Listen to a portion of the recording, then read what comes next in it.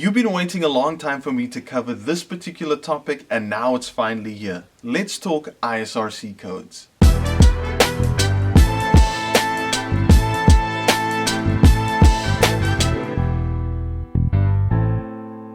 Hey, this is the English man of EB English Music, and welcome to another Studio Talk vlog. I know it's been a while, but we are finally back, and it's time to cover this very important topic of ISRC codes. By the end of this video, you will know what an ISRC code is, what its purpose is, where you can get it, and how it is put together, what are the various components.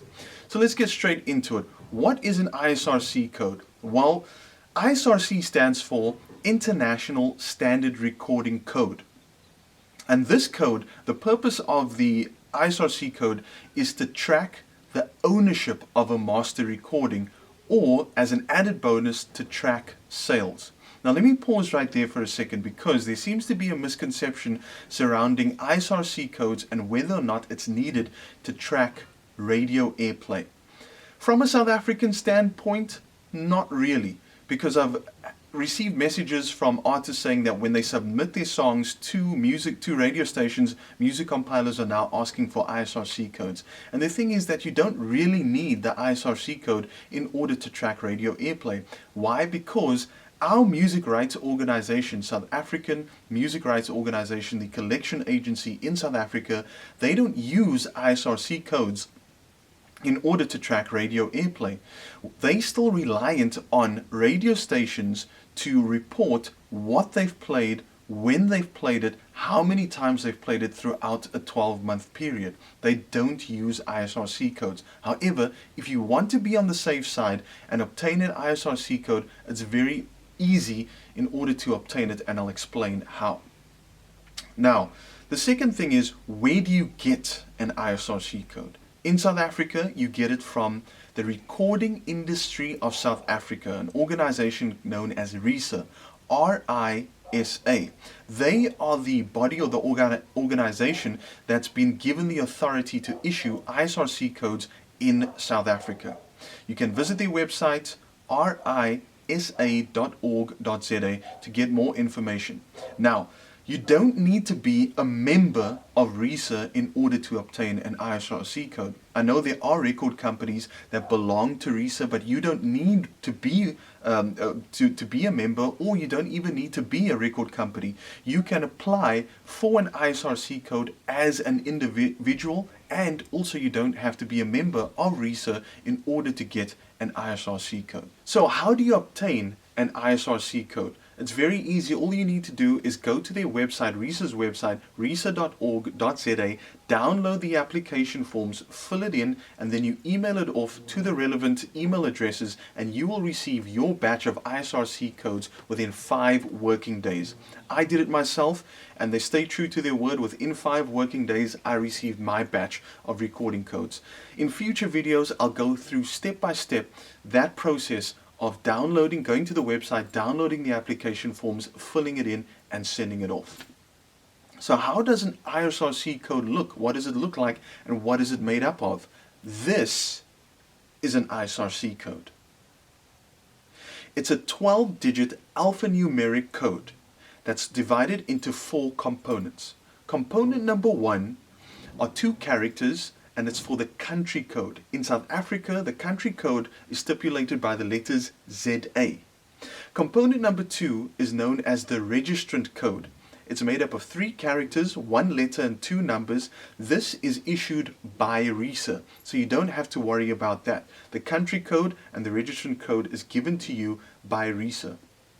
The third component of the ISRC code is known as the year of reference. This is something that you have to fill in yourself when you generate an ISRC code for a song or a version of the song. So let's say I release a song in 2018, then I would use the numbers 18 as the year of reference in the ISRC code.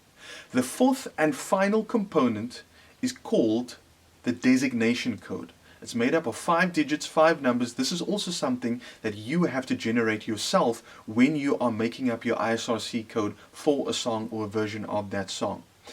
And you can use anywhere from 5 zeros all the way up to 9,999 if you have that many songs or versions of songs.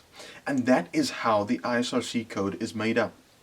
Very important, when you start generating ISRC codes for songs and versions of songs, you need to create a document. It could be a Word document, a spreadsheet, just so that you can have for your own records all the different ISRC codes that you have generated for songs. And why am I using songs and versions of songs? Because this is also a very important thing to remember. Each version of a song has to have its own unique ISRC code. Sometimes you have an album version of a song and a radio edit, a version with and without a rap. You have a remix, an extended mix. You even have shortened versions of songs that are going to be used in radio or TV ads. All these different versions of the song need to have their own unique ISRC code.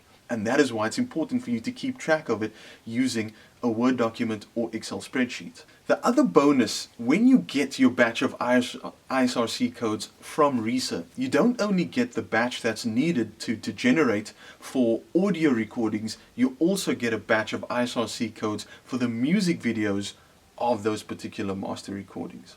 Finally, you would like to know how much all of this is going to cost you. Well, it's going to cost you absolutely nothing. Nada. Zilch.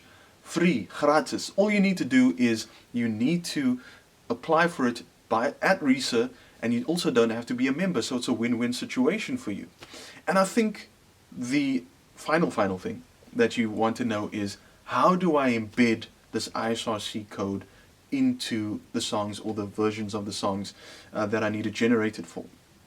There are three different processes or three different ways. The first process is for ISRC codes that are embedded into songs that need to go onto a printed CD. This is embedded into the pre-master before it's burned to the CD.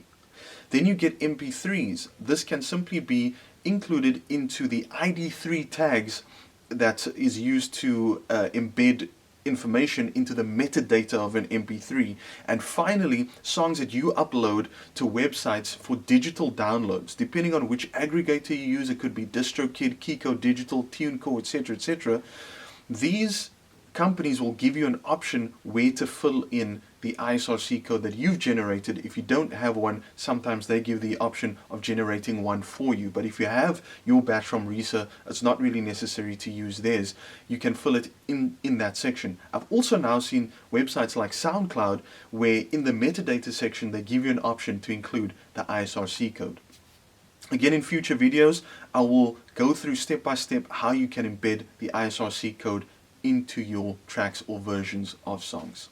So there you have it. I think we've covered it all. Now you should know what an ISRC code is, what its purpose is, where you can get it, what it's made up of, and how much it's going to cost you.